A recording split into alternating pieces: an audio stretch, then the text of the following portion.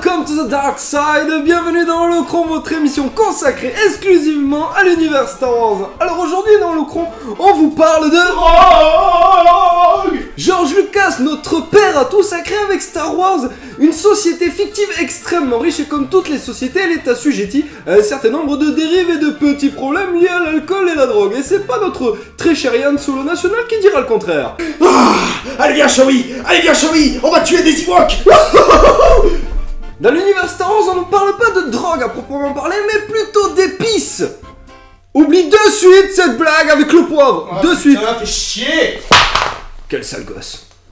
Les épices sont donc une ressource extrêmement lucrative, comme toutes les drogues. Elles sont le fond de commerce de gigantesques cartels de la drogue comme les Pikes, l'organisation criminelle de Soleil Noir, ou encore le clan des Hutt. Ensemble, ils forment un syndicat du crime extrêmement puissant, dont Jabba le Hutt va tirer l'épingle du jeu. Et oui, notre très cher Jabba est notre Pablo Escobar galactique. Tout comme Han Solo. Et oui, notre cher contrebandier est un bicraveur de l'espace. Ça dit un bâton de la mort? Tu ne vends pas de bâton de la mort. Je ne vends pas de bâton de la mort. Tu vas rentrer chez toi et réfléchir à ton avenir. J'ai pas de chez moi.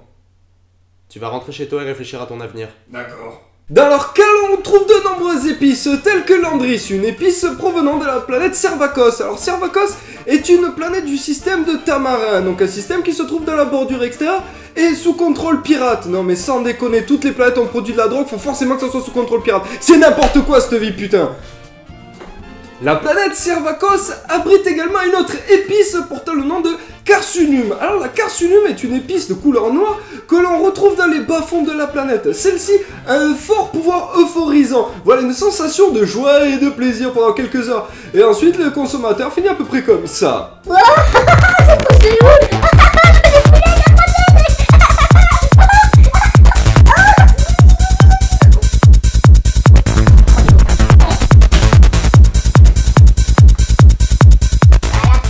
On trouve également une autre épice très vendue dans toute la galaxie qui est le Ril. Le Ril originaire de la planète Rylot, planète natale des fameux Twi'lek. Alors le Ril a pour propriété de provoquer des hallucinations diverses et variées et plus brutales les unes que les autres.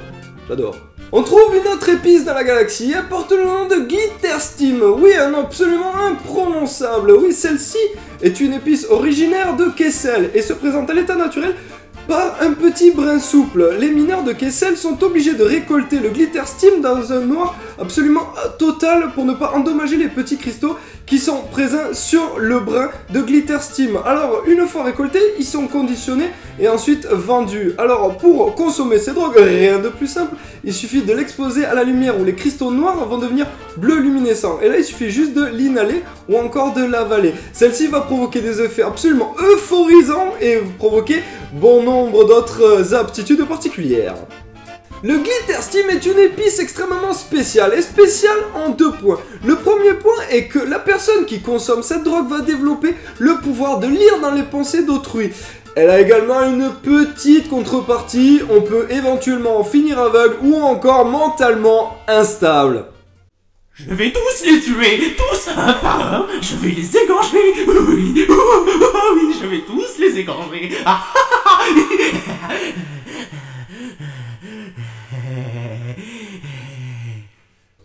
Le deuxième point qui est très intéressant avec cette épice qu'est le Glitterstim, c'est que c'est l'Empire lui-même qui gère la production et la vente de cette drogue par le biais de la compagnie des épices de Kessel. Alors les clients impériaux sont souvent justement des impériaux fortunés ou encore l'industrie pharmaceutique ou les prisons impériales qui s'en servent pour des interrogatoires plutôt musclés. Le Glitteril, épice ou drogue extrêmement appréciée dans la galaxie, est issu du mélange entre le Glitterstim et le Ril. Cette épice ou drogue extrêmement puissante est apparue plus de 3 décennies avant la bataille de Yavin, et celle-ci a pour conséquence de rendre son consommateur absolument amnésique. Le Glitteril est connu pour son histoire avec le sénateur Sean Freika, qui en fit le commerce avec Paul Secura. Ce commerce extrêmement lucratif a été mis à mal par l'intervention de la nièce de Paul Secura, Ayala Secura, aidée de notre Jedi Quinlan Vos. C'est d'ailleurs le Jedi Quinlan Vos qui finira par mettre à mort le sénateur obèse et véreux en le balançant par-dessus le balcon. Technique plutôt radicale. Et dessus, nous allons passer à la drogue la plus connue de l'univers Star Wars, j'ai bien nommé le bâton de la mort. Oui, bâton de la mort qui peut être vendu de deux façons. La première sous forme liquide, le liquide se trouvant dans de petites fioles. Et ces petites fioles contenant l'agent actif du bâton de la mort, j'ai bien nommé l'Ixetal Silona. Oui, donc une substance extraite de champignons provenant de la planète Balossar, planète se trouvant dans le monde du noyau. Cette forme liquide du bâton de la mort est souvent mélangée par la jeunesse à d'autres types de boissons alcoolisées ou non, telles que le Fizzy-Glug. Et oui, parce que le Fizzy-Glug défonce ton cerveau. Cette seconde forme du bâton de la mort est une forme plutôt solide. Oui, elle consiste à inhaler des grains agglomérés d'Ixetal Silona afin de se défoncer la gueule copieusement. Les effets peuvent être hallucinatoires, euphorisants et à chaque fois d'une violence absolument extrême. Alors face à cette véritable plaie qu'est le bâton de la mort, le gouvernement de Coruscant a mis en place de nombreux traitements médicaux allant de 2500 à 3000 crédits. Autant dire, le traitement est loin d'être gratuit. Cette drogue qu'est le bâton de la mort est souvent vendue dans les nightclubs tels que le Barbare. Et on se souvient tous de cette fabuleuse scène où Lance Bagano essaie de vendre un bâton de la mort à Obi-Wan. Je vends des bâtons de la mort, ça t'intéresse? Tu ne vends pas de bâton de la mort. Je ne vends pas de bâtons de la mort. Tu vas rentrer chez toi et réfléchir à ton avenir. Je vais rentrer chez moi et réfléchir à mon avenir. Il faudra attendre alors l'avènement de la Nouvelle République pour voir la production et la consommation des bâtons de la mort diminuer. Cependant, certaines personnes comme Cade Skywalker vont continuer à en consommer pour échapper à la réalité et échapper à leurs divers devoirs. Alors Cade est tellement devenu accro au bâton de la mort que même son illustre ancêtre, Luke Skywalker, célèbre Jedi, ne parvient pas à le convaincre de cesser sa consommation de bâtons de la mort. Et voilà, vous venez de regarder l'épisode sur les drogues dans l'univers de Star Wars. Donc j'espère que ce petit épisode vous aura plu. Nous, on s'est bien éclaté à le tourner, hein, à faire les cons devant la caméra. Ah, on s'est vraiment amusé. Bon, ça a été quand même bien compliqué au niveau du scénario et au niveau du montage, etc. Mais en tout cas, c'était vraiment génial. On a fait ça pour vous. On a fait ça pour vous et on tenait à remercier quelques personnes qui nous sont chères et qui nous soutiennent depuis le début. Voilà, donc il y a La Force c'est bien, le côté obscur c'est mieux, voilà, qui est un mec super génial et qui nous soutient, mais vraiment énormément. Il y a le Jedi Lorrain, pardon, j'ai écorché ton nom, je suis vraiment désolé.